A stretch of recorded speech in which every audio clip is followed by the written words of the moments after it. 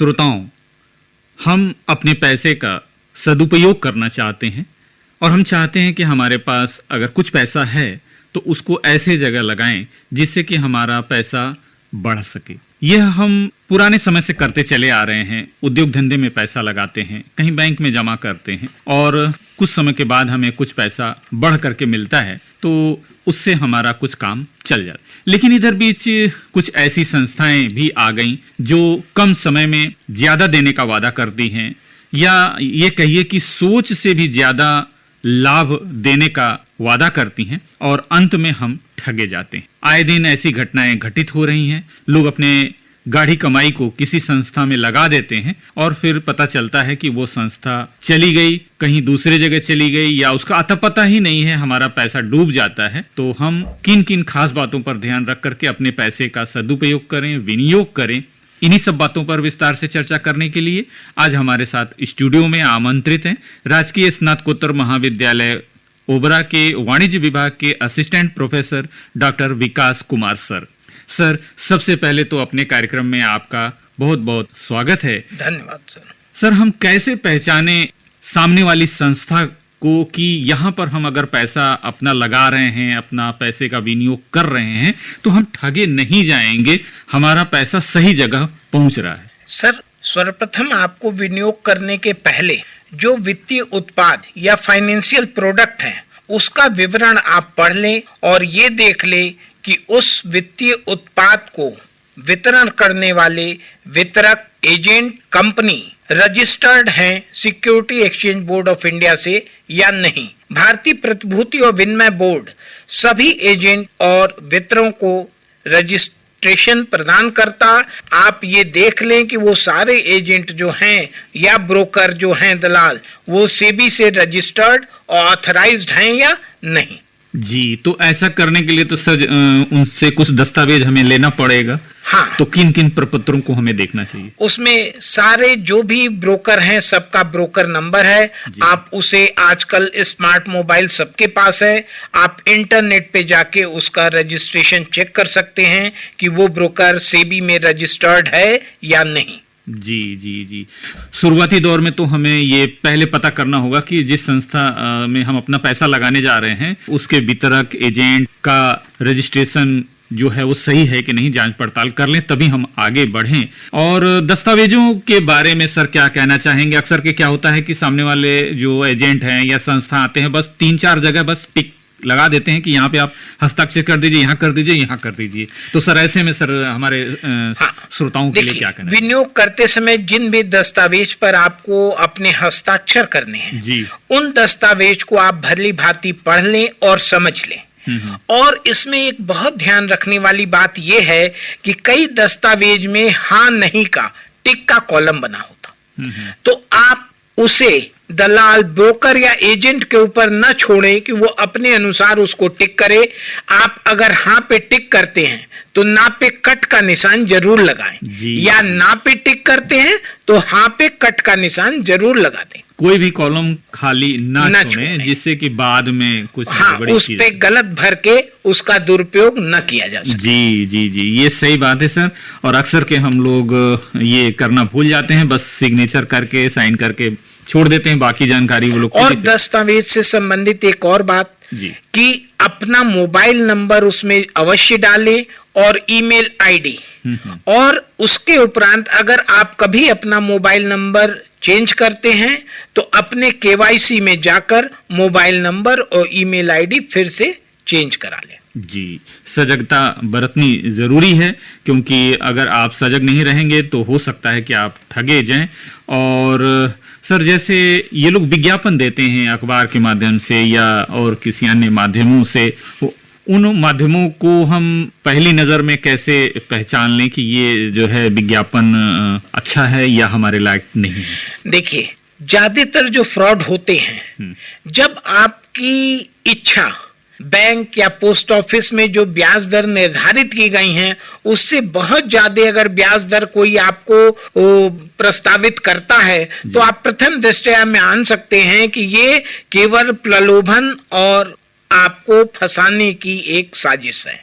और किसी रिश्तेदार मित्र या किसी के वादे के आधार पर, प्रलोभन और उपहार के आधार पर आप निवेश न करें, क्योंकि कम समय में ज्यादा फायदा मतलब कहीं न कहीं धोखा है।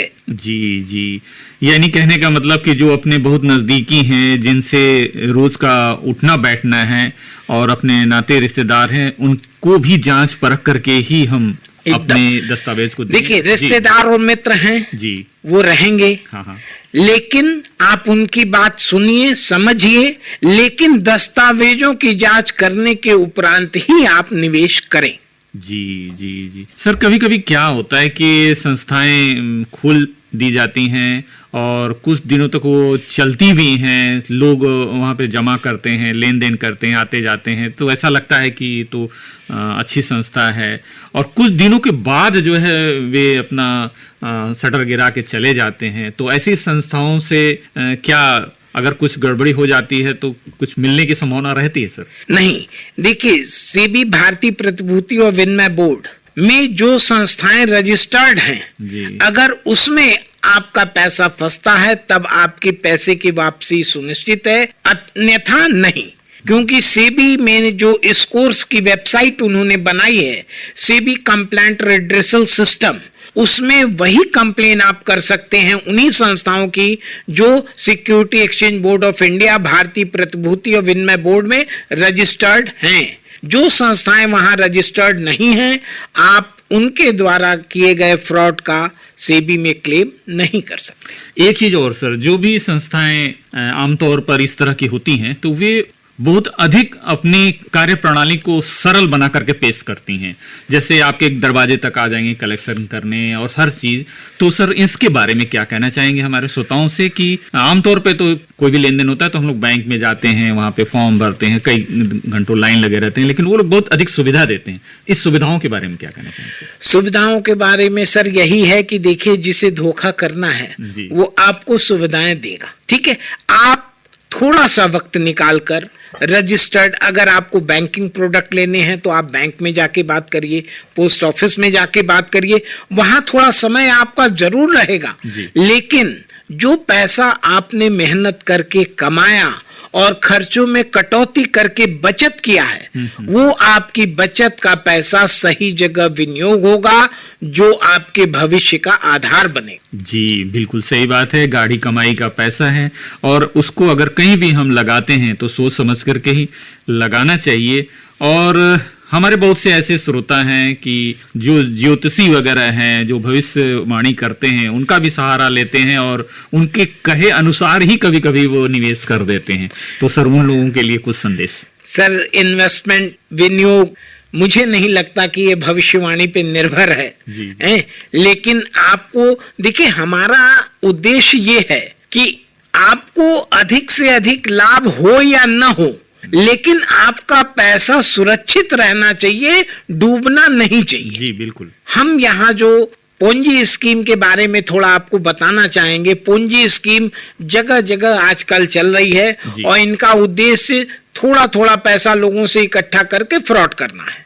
तो हमारा उद्देश्य बस यही है कि आप रजिस्टर्ड वित्तीय उत्पादों में ही अपना विनियोग करें और अनरजिस्टर्ड ब्रोकर या दलाल के थ्रू अपने पैसे का विनियोग न करें। जी बिल्कुल। और इसकी जानकारी के लिए आप जल्दीबाजी ना करें। यदि आपके पास कोई भी आते हैं, सर उस समय वो लोग बड़े जल्दी में भी रहते हैं और चाहते हैं कि सब काम आपका एक दिन के अंदर ही हो जाए, जमा भी हो जाए, हस्ताक्षर भी हो जाए, पैन कार्ड और आधार, पासबुक, सारी चीजें बहुत जल्दी जल्दी वो लोग करते हैं। तो नहीं, तो सर इंग्लिश में भी एक प्रोवर्ब है कि हेस्ट मेक वेस्ट, और हिंदी में भी कहा जाता है कि जल्दी का काम शैतान का। इसीलिए दस्तावेज को हस्ताक्षर करने के पूर्व आप भली भांति पढ़ लें, समझ लें। अगर कोई चीज आपको समझ में नहीं आती तब तक उन दस्तावेजों पे आप हस्ताक्षर न करें। जी बिल्कुल।